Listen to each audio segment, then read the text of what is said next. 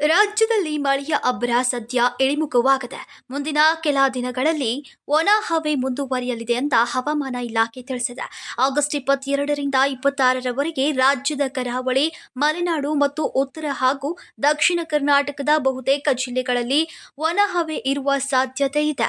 ಆದರೆ ಆಗಸ್ಟ್ 27ರಿಂದ ಮಳೆ ಮತ್ತೆ ಜೋರಾಗಿ ಆರಂಭವಾಗಲಿದೆ ಅಂತ ಹವಾಮಾನ ಇಲಾಖೆ ಮುನ್ಸೂಚನೆಯನ್ನ ನೀಡಿದೆ. ಈ ಅವಧಿಯಲ್ಲಿ ಕೆಲ ಆಯ್ದ ಪ್ರದೇಶಗಳಲ್ಲಿ ಸಾಧಾರಣ ಮಳೆಯಾಗುವ ಸಾಧ್ಯತೆ ಇದೆ.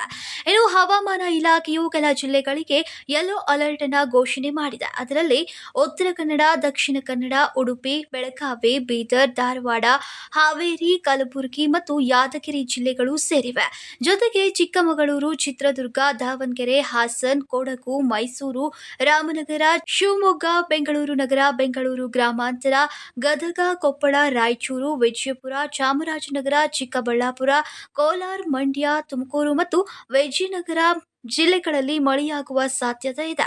ರಾಜಧಾನಿ ಬೆಂಗಳೂರಿನಲ್ಲಿ ಮೋಡ ಕವಿದ ವಾತಾವರಣ ಇದೆ. ನಗರದಲ್ಲಿ ಗರಿಷ್ಠ ಉಷ್ಣಾಂಶ 26.6 ಡಿಗ್ರಿ ಸೆಲ್ಸಿಯಸ್ ಮತ್ತು ಕನಿಷ್ಠ ಉಷ್ಣಾಂಶ 19 ಡಿಗ್ರಿ ಸೆಲ್ಸಿಯಸ್ ದಾಖಲಾಗಿದೆ.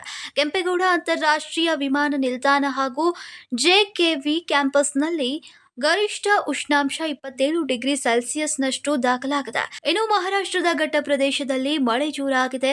ಬೆಳಗಾವಿ ಜಿಲ್ಲೆಯ ಹುಕ್ಕೇರಿ ತಾಲೂಕಿನ ಹಿಡಕಲ್ ಬಳಿ ನಿರ್ಮಿಸಿರುವ ರಾಜ ಲಖಂಗೌಡ ಜಲಾಶಯಕ್ಕೆ ಅಪಾರ ಪ್ರಮಾಣದ ನೀರು ಹರಿತಾ ಇದೆ. ಇದರಿಂದಾಗಿ ಜಲಾಶಯದಿಂದ ಸುಮಾರು 36,000 ಕ್ಯೂಸೆಕ್ ನೀರನ್ನ ಘಟಪ್ರಭಾ ನದಿಗೆ ಹರಿಸಲಾಗ್ತಾ ಇದೆ.